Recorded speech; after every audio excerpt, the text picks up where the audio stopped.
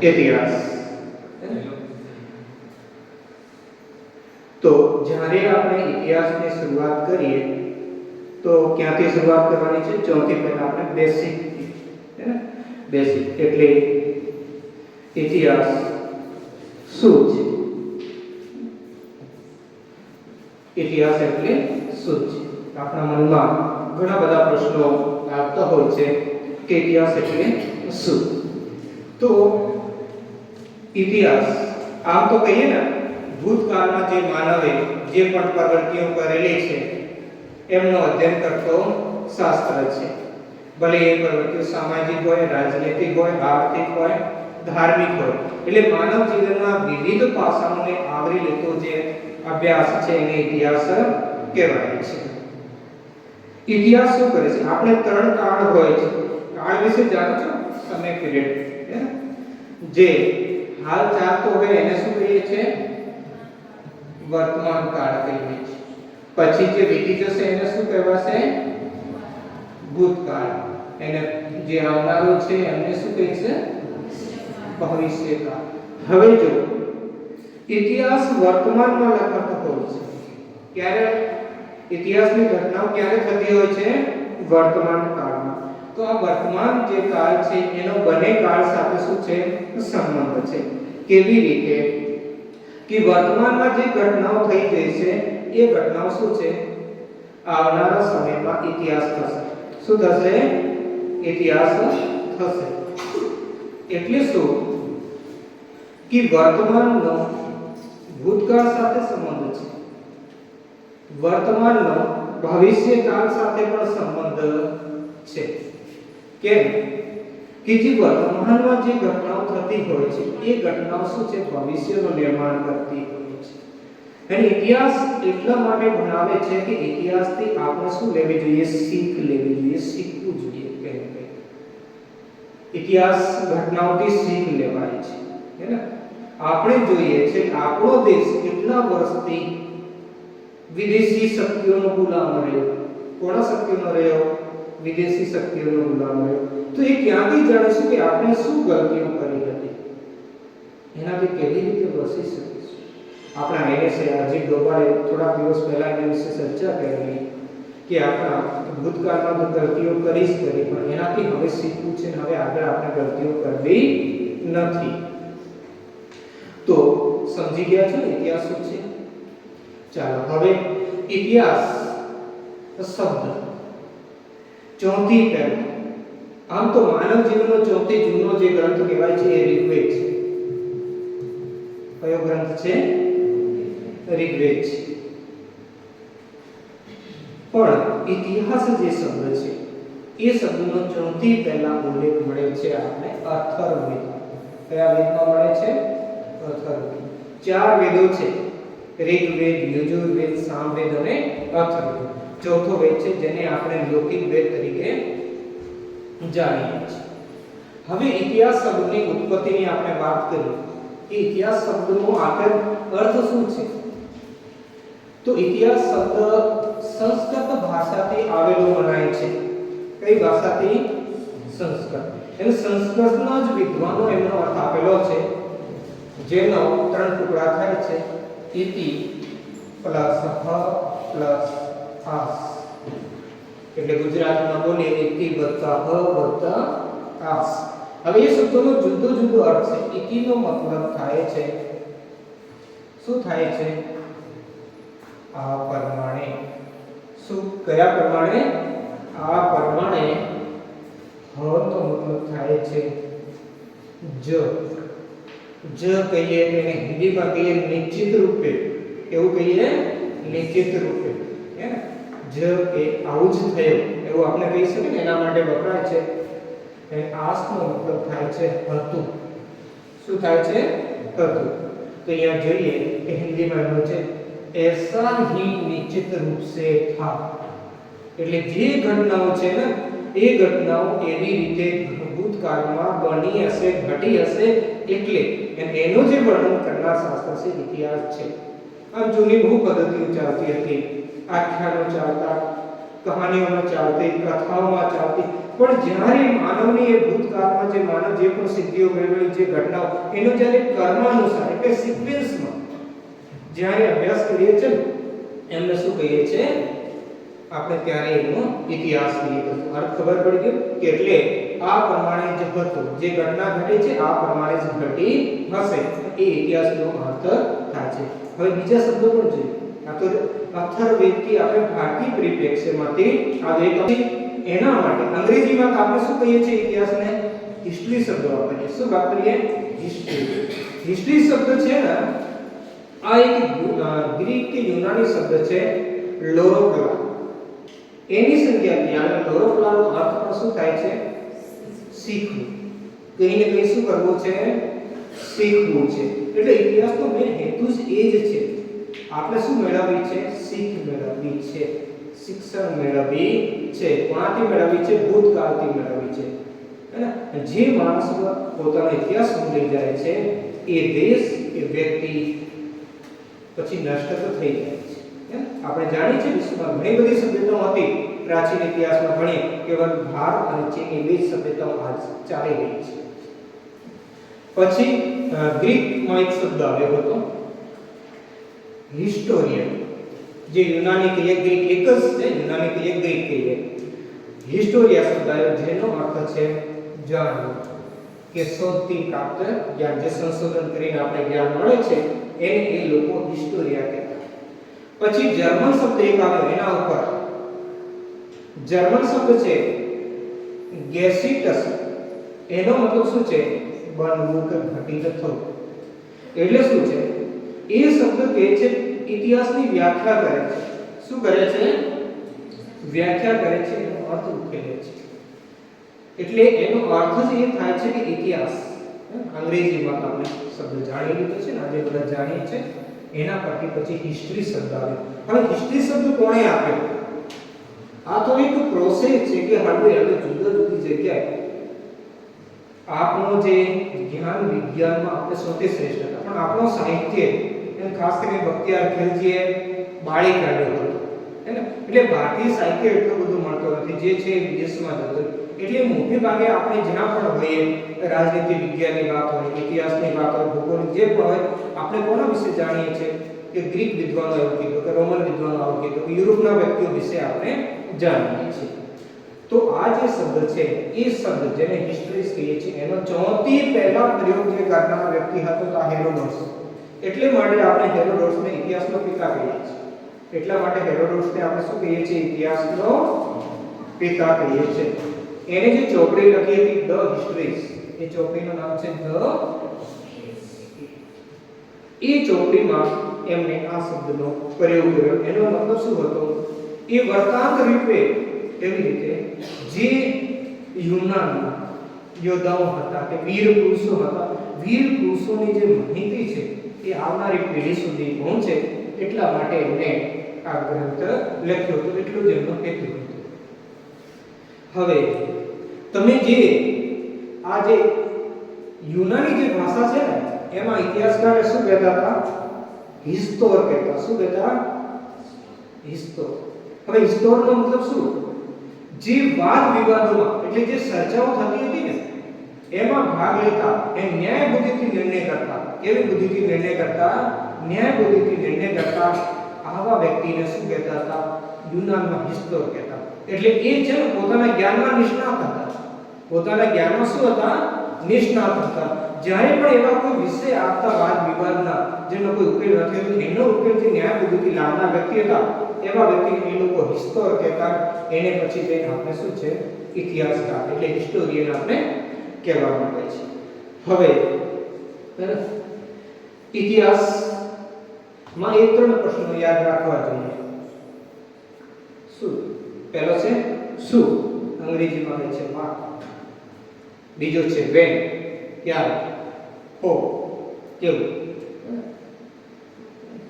તો પહેલી પ્રશ્ન આવે ને કોઈ પણ ઘટના વિશે કે શું છે તો એ ઘટના વિશે આપણે શું કરીએ છીએ થોડી માહિતી આપણે મળે પછી કહે છે કે ઘટના કે બનાવ સમયની વાત છે ક્યારે બન્યો પહેલા ઘટના એ શું છે કે ભાઈ પાણીપતનું યુદ્ધ થયું, એક વાત ક્લિયર થઈ ગઈ. બીજું કહે છે ક્યારે એ પાણીપતનો યુદ્ધ ક્યારે થયો, તો આપણે ખબર છે કે પાણીપતનું એક યુદ્ધ થયું, પાણીપતના 3 યુદ્ધો થયા. કેટલા યુદ્ધો થયેલા? 3 યુદ્ધો થયેલા. તો એ ક્યારે એનો સમય વિશેની વાત છે. પછી કહે છે કેવું હો, કેમ, કારણ શું બનાવવા છે. એટલે કોઈ પણ ઘટના કે બનાવ થયો હોય એ કાર્યકારણ સિદ્ધાંત ઉપર આધારિત હોય. કોઈ પણ ઘટના હોય કારણ વગર થતી નથી. તમે આ જ ક્લાસમાં આવ્યો તો તમારો કોઈ કારણ છે ને કારણ કે વગર કારણે આવી ગયા નથી આવ્યા, તો આ વસ્તુ છે. તો આપણે પહેલી ઇમેજ છે વેદવ્યાસ, બીજી હેરોડોટસ અને ત્રીજી છે મેગસ્થનીસ. કેમ આ 3 વ્યક્તિઓનો આપણે ઉલ્લેખ કરવામાં આવ્યો છે એના વિશે આપણે જાણીએ. ચોથી પહેલા છે મહર્ષિ વેદવ્યાસ. કોણ છે? મહર્ષિ વેદવ્યાસ, જે ઇતિહાસના આદિપુરુષ કહી શકાય છે. શું કહી શકાય છે? ઇતિહાસના આદિપુરુષ છે મહર્ષિ વેદવ્યાસ.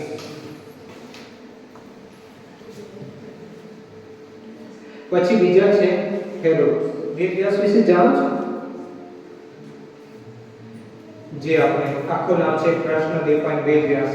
વેદોનું સંકલન કરવું હોય કે બધા પુરાણોની રચના કરવી હોય, એ બધાના રચનાકાર કોણ છે? મહર્ષિ વેદવ્યાસ.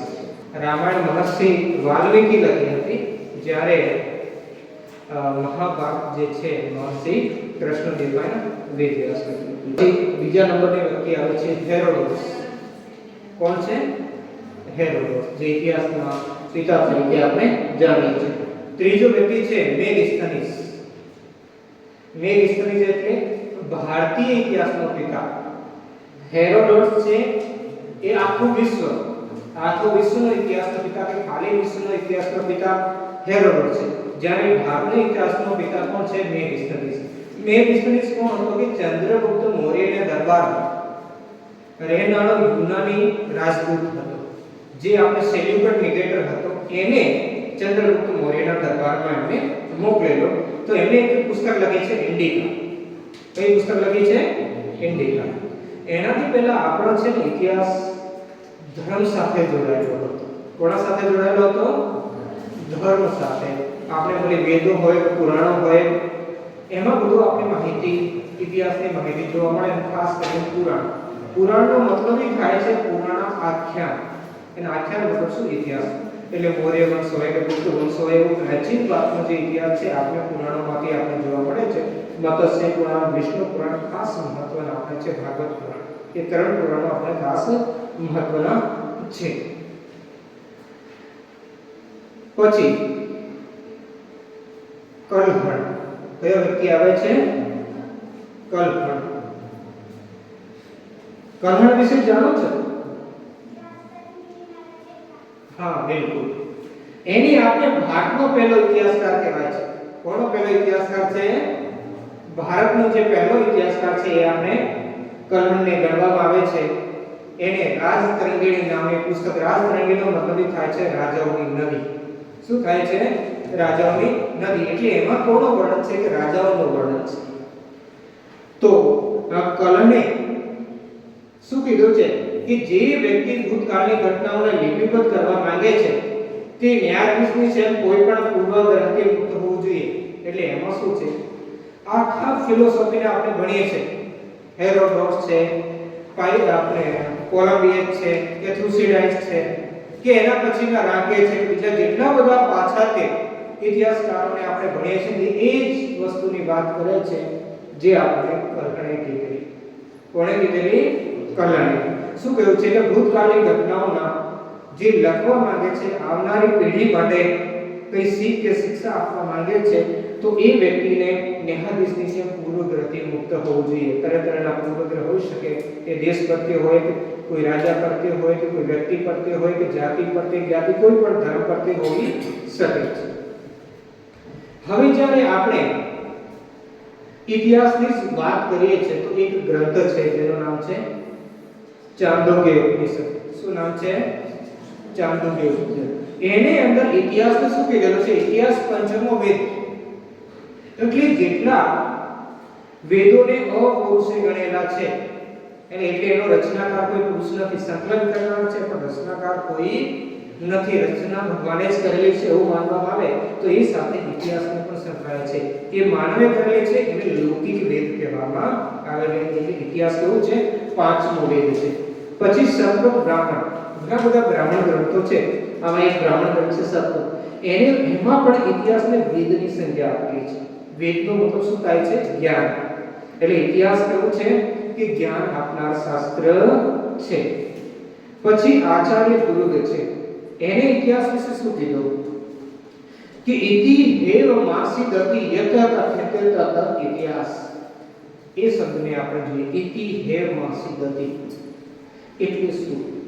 ઇતિ આપણે આમે ઇતિહાસ સમજી લેવાનો, ભૂતકાળની વાત થાય છે. એટલે ભૂતકાળમાં આવી જ ઘટનાઓ થઈ હશે. યથ કથ્યતે એવું જે કહે તથ ઇતિહાસ એ જ શું છે? ઇતિહાસ છે. એટલે મતલબ શું?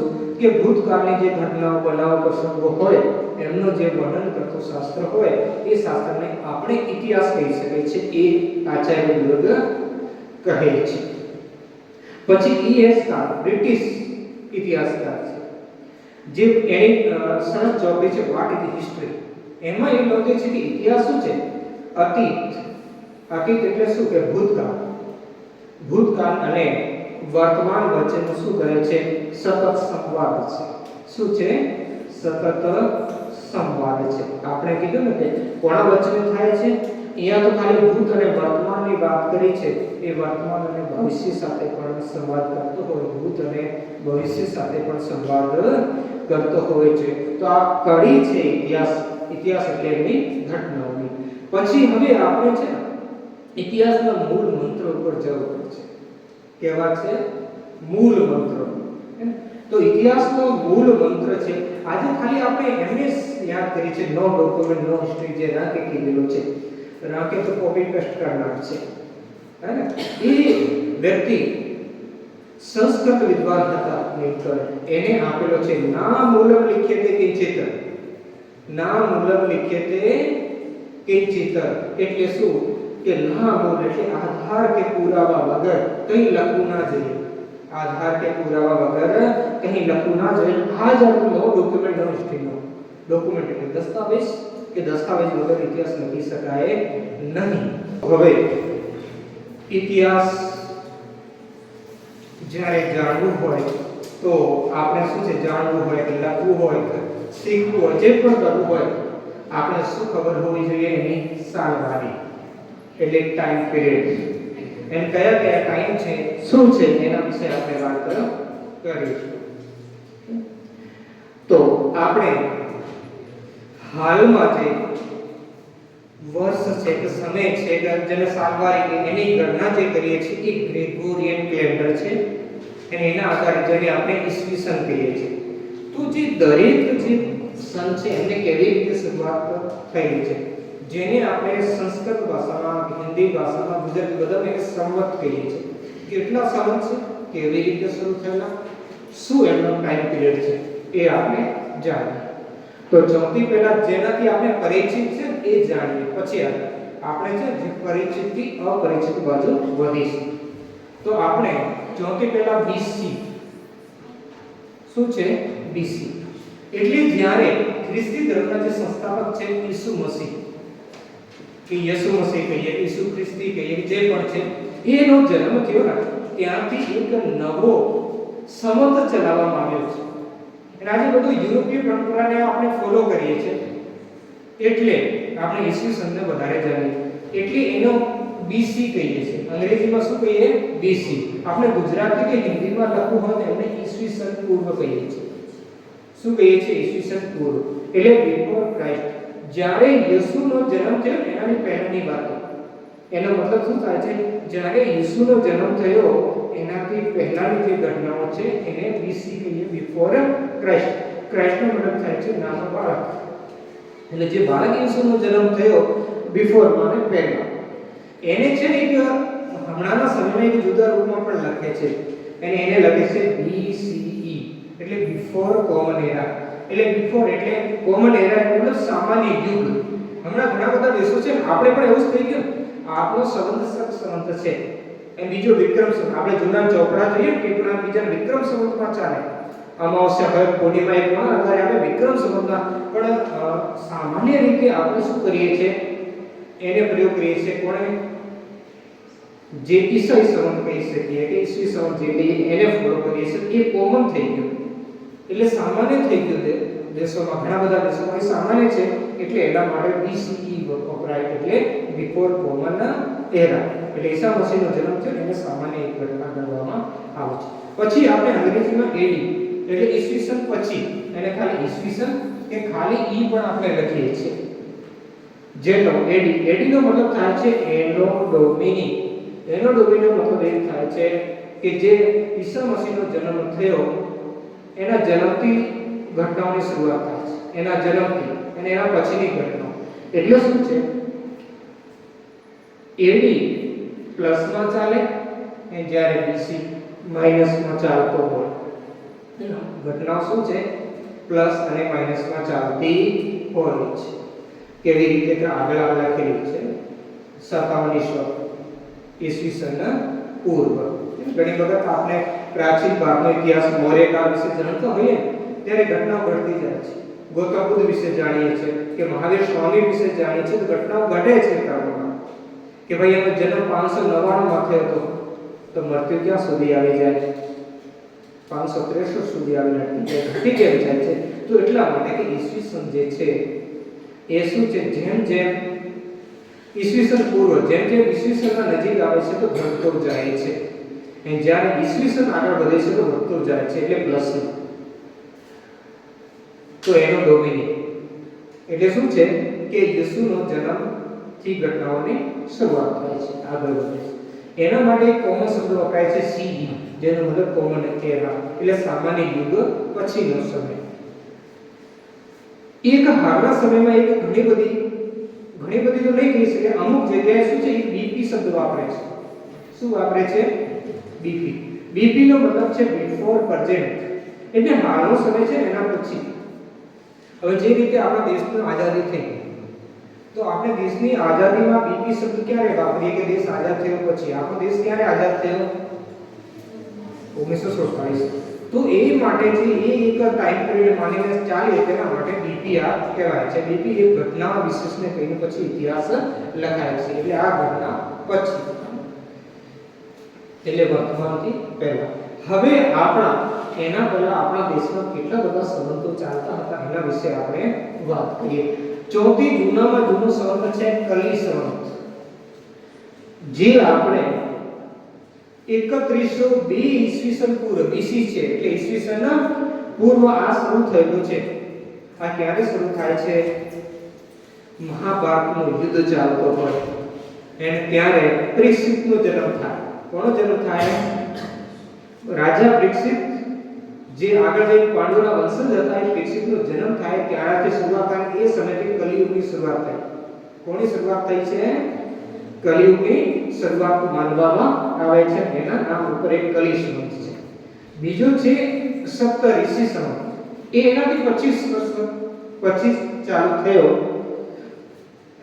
બેમાં 25 વર્ષનો આપણે ડિફરન્સ છે અને એ કાશ્મીરમાં ચાલતો હતો. ક્યાં ચાલતો હતો કાશ્મીરમાં ચાલતો હતો જેને સપ્તઋષિ સંવત તરીકે આપણે જાણીએ છીએ. પછી છે બુદ્ધ સંવત 544 ઈસવીસન પૂર્વ એ શ્રીલંકામાં ચાલેલો. ક્યાં ચાલેલો શ્રીલંકા. એમાં બુદ્ધની નિર્વાણની ઘટનાથી કોઈ લેવો દેવું નહીં એના આ શ્રીલંકાના જે બૌદ્ધ સાહિત્ય છે જેમાં બુદ્ધ સંવત તરીકે આ 544 ઈસવીસન પૂર્વથી શરૂ થયેલો. નેક્સ્ટ છે મહાવીર સંવત જે જૈન ધર્મના આ બૌદ્ધ ધર્મના સંસ્થાપક હતા. એના આધારે આ જૈન ધર્મના સંસ્થાપક હતા મહાવીર સ્વામી. તો એ 527 ઈસવીસન પૂર્વ જ્યારે મહાવીર સ્વામી એક જૈન સમિતિ કે એક સભાનું આયોજન કરે છે એના પછી આ સંવતની શરૂઆત મનાય છે. એટલે જૈન સાહિત્યમાં આપણે મહાવીર સંવત જોવા મળે છે. ઘણી વખત શું છે ઘણી બધી વાત ચૂકી છે જૈન લોકો શરૂઆતથી જ પોતાનો ઇતિહાસ સાચવી રાખે છે, બધું લખ્યો છે. આજે સૌથી વધારે પાંડુલિપિઓ હોય જૂનો ઇતિહાસ છે ને એ જૈનોનો જ મળે છે. પછી આવે છે વિક્રમ સંવત, જે આપ સૌ પરિચિત છો, હે ને? બોલી અમાવસ હોય, પૂર્ણિમા, હાલનો જે સમય આપણો દેશી ભાષામાં કઈ જે ગામોમાં મોટે ભાગે વપરાય છે એ વિક્રમ સંવત છે. કેવું સંવત છે? વિક્રમ સંવત, જે 57 ઈસવીસન પૂર્વથી શરૂ થયું. કેટલા ઈસવીસન પૂર્વ? 57. અમુક જગ્યાએ 58 ઈસવીસન પૂર્વ લખેલું હોય તો પણ સાચું છે, પણ કોમ્પિટિશન એક્ઝામમાં બે સાથે નહીં આવે કે તો 57 ઈસવીસન પૂર્વ આવે કે 58 આવે, બે સાથે આવતા નથી. એને આપણે માલવ સંવત કહીએ. કેમ કહીએ માલવ સંવત? કે માલવાના રાજા હતા વિક્રમાદિત્ય. માલવાના રાજા હતા વિક્રમાદિત્ય. એને શકોને હરાવ્યા. શક એક વિદેશી જાતિ હતી જે ચાઇનાથી આવેલી હતી, એ સમયે ભારત પર રાજ કરતી હતી. તો એને હરાવ્યા. એને હરાવવાની ખુશીમાં આ વિક્રમ સંવત શરૂ કર્યો, જે આપણા મોટા ભાગના જે ધાર્મિક શાસ્ત્રો છે એ બધા શાસ્ત્રોમાં વિક્રમ સંવત આપણે ફોલો કર્યું છે. પછી આવશે શક સંવત. શક સંવત 78 ઈસવીસન છે, એ બધા ઈસવીસન પૂર્વ હતા. હવે શું છે? ઈસવીસન એટલે ઈસાના જન્મથી 78 વર્ષ પછી. તો આ શક સંવત છે જેને આપણે શાલિવાહન સંવત તરીકે ગણીએ છીએ, અને ભારત સરકારે 22 માર્ચ 1957 ના રોજ એને રાષ્ટ્રીય સંવત ગણ્યો છે. એટલે ભારતીય જે સરકારી સંવત છે ને તો શક સંવત છે. ભલે આજે આપણે વ્યવહારમાં આપણે એમના પડ્યું કે કોમન થઈ ગયો છે, કોમન ભલે ઈસવીસન થઈ ગયો, પણ ભારત સરકારે આપણો બંધારણમાં પણ માનેલી છે કે 22 માર્ચ 1957. હવે શક સંવત શું કે કુષાણ વંશનો રાજા હતો કનિષ્ક. એને પણ શકોને હરાવ્યા. શકોને હરાવીને કુષાણ વંશની સ્થાપના કરી. કયા વંશની સ્થાપના કરી? કુષાણ. બહુ લાંબો સમય સુધી ભારતમાં શકોની અલગ અલગ શાખાઓ રાજ કરેલી. જે વિક્રમ સંવત છે એ તો માલવામાં શકોની શાખાથી એમને હરાવી, જ્યારે કુષાણ શાસક કનિષ્ક છે ને એ ઉત્તરની શકોની શાખા છે એમને હરાવી હતી, અને એના ક્ષેત્ર ઉપર એમને રાજ સ્થાપિત કર્યો હતો. એની યાદમાં એમને 71 ઈસવીસનમાં શું છે એક સંવત ચલાવ્યો જેનું નામ છે શક સંવત. પછી છે કલ્ચુરી સંવત. 248 ઈસવીસન છે. એને ચલાવનાર વ્યક્તિ કોણ હતો? આભારી વંશનો રાજા હતો ઈશ્વરસેન. પણ શું છે પછી કલ્ચુરી વંશના જે રાજા પશ્ચિમ ભાગમાં છે, કલ્ચુરી વંશના રાજાઓ હતા એમને વધારે ફોલો કર્યો, એટલા માટે એનું નામ શું પડી ગયું? કલ્ચુરી સંવત પડી ગયું, જે 248 ઈસવીસન. એટલા માટે સંવત આપણે જરૂરી છે. ઘણા બધા આપણે એવિડન્સ જોવા પડે છે, અને ઘણા દરેક જૂના એવિડન્સ હોય છે, જૂના આધાર પુરાવા હોય છે, એમાં ઈસવીસન નથી. એટલે જે વ્યક્તિ જે પરંપરાથી જોડાયેલો હતો એ સંવતનો પ્રયોગ એના પોતાના ગ્રંથમાં કરેલો, એટલે આપણે જાણવા જરૂરી છે. એના પછી આવે છે ગુપ્ત સંવત, જે 319 ઈસવીસન. ગુપ્ત વંશનો પહેલો સ્વતંત્ર રાજા, પહેલો સ્વતંત્ર સંસ્થાપક તો શ્રીગુપ્ત હતો. ગુપ્ત વંશનો પહેલો સ્વતંત્ર રાજા હતો ચંદ્રગુપ્ત પહેલો. એ હતો ચંદ્રગુપ્ત પ્રથમ. એ જ્યારે ગાદી ઉપર બેસે છે ને ત્યારેથી આ સંવતની શરૂઆત થાય છે ને એ સમય હતો 319, એટલે ઈસાથી 319 વર્ષ પછી એ ગુપ્ત સંવત નામે ઓળખાય છે. પછી છે હર્ષ સંવત, જે 606 ઈસવીસન. હર્ષ થાનેશ્વર કનોજ નો રાજા હતો, વર્ધન વંશનો. હર્ષવર્ધન આખું નામ છે, હુઈન્સાન એના સમયમાં ભારતમાં આવ્યો, તો એને પોતાનો રાજ્યારોહણનો જે સમય હતો, જે સમયે ગાદી ઉપર બેઠો હતો, એ સમયે એક સંવતની શરૂઆત કરી છે. એને આપણે હર્ષ સંવત તરીકે જાણીએ છીએ. કયો સંવત છે? હર્ષ સંવત. પછી આવે છે હિજરી સંવત, જે 622 ઈસવી. જ્યારે આપણે જોઈએ કે મધ્યકાળમાં ભારત ઉપર મુસ્લિમોનો રાજ હતો, અને એના બધા શાસ્ત્રો છે એમાં હિજરી સંવત વાપરેલો છે. હવે એનો આપણે અધ્યયન કરવું પડશે, તો આપણે ઈસવીસન કે વિક્રમ સંવત કામ નહીં આવે. આપણે હિજરી સંવતની માહિતી પણ આપણે જરૂરી છે. એટલે આ હિજરી સંવત કેમ ચાલ્યો કે હજરત મુહમ્મદ છે એને મક્કા છોડીને મદીના જવું પડ્યું હતું. એને હિજરત કહે છે. હિજરત એટલે ઇસ્લામ છોડવું, એક ઇસ્લામ છોડીને બીજી જગ્યાએ. તો એ સમય હતો 622 ઈસવીસન. ત્યાંથી એક સંવત શરૂ થાય છે હિજરી સંવત. એના પછી આવે છે કોલમ સંવત, જે 825 ઈસવીસનમાં. એને આપણે ચાલુક્ય વિક્રમ સંવતના નામે પણ ઓળખીએ છીએ. એ દક્ષિણ ભારતમાં એકદમ છેક દક્ષિણ માલાબાર ક્ષેત્ર કેરળ રાજ્યમાં ચાલેલો. ત્યાં કલ્યાણીના ચાલુક્ય રાજાઓ હતા. ચાલુક્યના 3 વંશ હતા. એમાં એક વંશ છે કલ્યાણીના ચાલુક્ય રાજાઓ. એ લોકોએ શરૂ કરેલો. એને આપણે કોલમ સંવત તરીકે ઓળખીએ. પછી છે ભીલાઈ સંવત 1583 ઈસવીસન કે એડી કહીએ. એ મોગલ શાસક અકબરે શરૂ કરેલો. કોણે શરૂ કરેલો? મોગલ શાસક અકબરને ઘણી બધી સનદ હતી. એટલા માટે એને દીને લીલાઈ કરી નવો ધર્મ ચલાવ્યો, નવો સંવત ચલાવ્યો, ઘણી બધી વસ્તુ એમને કરી. તો આ લીલાઈ સંવત એ વધારે પ્રચલનમાં નથી, પણ એને એક વખત ઘોષણા કરી પછી એ વધારે મુસ્લિમ ગ્રંથોમાં પણ એનો વધારે ઉલ્લેખ નથી. થોડો અકબરના સમય સુધી છે. એને આપણે લીલાઈ સંવત કહીએ. પછી છે રાજસંગ સંવત જે 1673 ઈસવીસન. એ કોણે ચલાવ્યો હતો? મરાઠા વંશના સંસ્થાપક. કોણ હતા મરાઠા વંશના સંસ્થાપક? છત્રપતિ શિવાજી. તો એમને ચલાવેલો છે. હે ને? જ્યારે એ રાજગાદી ઉપર બેસે છે એટલે બધું સામ્રાજ્ય જીતી લે છે. એના પછી વ્યવસ્થિત તરીકે પોતાનો બ્રાહ્મણો ઉત્તર ભારતીય આપણે વારાણસી કાશી ત્યાંથી બ્રાહ્મણ બોલાવીને પોતાનો વ્યવસ્થિત રાજ્યાભિષેક કરે છે. એને યાદ રાખવા માટે રાજસંગ સંવત. રાજસંગ એટલે એ જ્યારે ગાદી ઉપર બેઠા ત્યારથી સંવત ચલાવવામાં આવ્યો છે. તો એના સાથે હું આપણો આજનો જે લેક્ચર છે આ અહીંયા પતે છે.